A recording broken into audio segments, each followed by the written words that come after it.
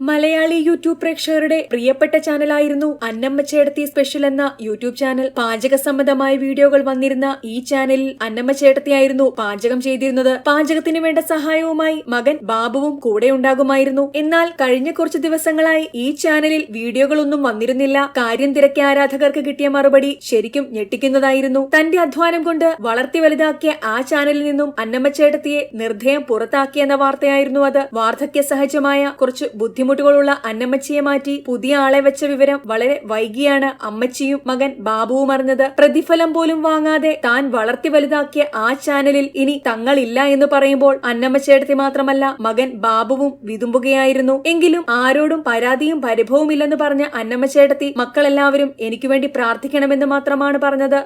കൂടുതൽ എന്റർടൈൻമെന്റ് വാർത്തകൾക്കായി ദയവായി ചാനൽ സബ്സ്ക്രൈബ് ചെയ്യൂ.